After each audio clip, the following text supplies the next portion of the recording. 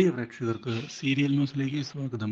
കൂടുതൽ സീരിയൽ ന്യൂസുകൾ അതിവേഗം ലഭിക്കുന്നതിന് ഈ ചാനൽ സബ്സ്ക്രൈബ് ചെയ്യുക. ബെൽ ഐക്കൺ മറക്കാതെ ക്ലിക്ക് ചെയ്യുക. വീഡിയോ ഇഷ്ടമായി എങ്കിൽ ലൈക്ക് ചെയ്യാൻ മറക്കരുത്.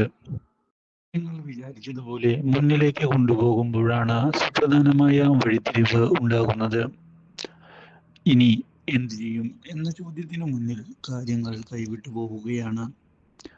ക്രിഷ് തൻ്റെ മനസ്സിലെ പ്രണയം തുറന്നു പറയണം എന്നുള്ള തീരുമാനം എടുത്തുകൊണ്ട് മുന്നിലേക്ക് പോകുന്നു.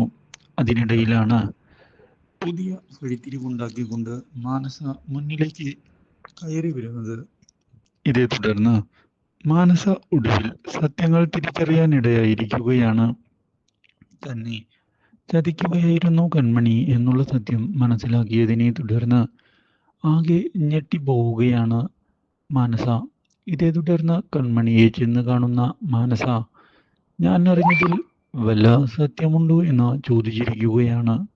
അപ്രതീക്ഷിതമായ ഈ കാര്യം കൺമണിയെ ഞെട്ടിച്ചതിനെ തുടർന്ന് എന്താണ് മാനസ മേഡം പറയുന്നത് എന്നുള്ള കാര്യം എനിക്ക് മനസ്സിലാകുന്നില്ല എന്ന് പറയുകയും ചെയ്യുന്നു. ഇതോടെ കൺമണി നിനക്ക് കാര്യങ്ങളെല്ലാം അറിയാം എന്ന് എനിക്കും അറിയാം. അതുകൊണ്ട് തന്നെയാണ് ഞാൻ കാര്യങ്ങൾ നിന്നോട് ചോദിക്കുന്നത്. ഞാൻ നിങ്ങളുടെ വിവാഹം കഴിഞ്ഞു എന്നുള്ള കാര്യം അറിഞ്ഞു കഴിഞ്ഞു. അതിനുള്ളിൽ എത്രത്തോളം സത്യമുണ്ട്? കാര്യം കേട്ടതിനെ തുടർന്ന് ഒന്ന് ഞെട്ടിപ്പോയിരിക്കുകയാണ് കൺമണി. മാത്രവുമല്ല ഇനി എന്തു പറയുമെന്ന ചോദ്യം മുൻപിൽ ബാക്കിയാവുകയും ചെയ്തതിനെ തുടർന്ന് ഒടുവിൽ കൺമണി കാര്യങ്ങൾ സമ്മതിക്കാൻ തയ്യാറായിരിക്കുകയാണ്. മേഡം അറിഞ്ഞത് ശരി തന്നെയാണ്. എൻ്റെ കഴുത്തിൽ താലി കെട്ടിയത് മറ്റാരുമല്ല, കൃഷ് തന്നെയാണ്. ആ കാര്യത്തിൽ യാതൊരു സംശയവും ഇല്ല എന്നും പറയുന്നു. ഇത് കേട്ടതിനെ തുടർന്ന് പിന്നെ നീ എന്തുകൊണ്ടാണ് ഈ കാര്യങ്ങൾ എന്നിൽ നിന്ന് മറച്ചു വെച്ചത്? എന്നോട് നീ സത്യങ്ങൾ തുറന്നു പറയുമായിരുന്നു. പക്ഷേ നീ എന്നിട്ട് എന്നെ ചതിച്ചത് ഒരിക്കലും ശരിയായ കാര്യമായിട്ട് എനിക്ക് തോന്നുന്നുമില്ല. ഇത് കേട്ടതിനെ തുടർന്ന് കൺമണിയാകെ മാനസികമായി തകർന്നു പോവുകയാണ്.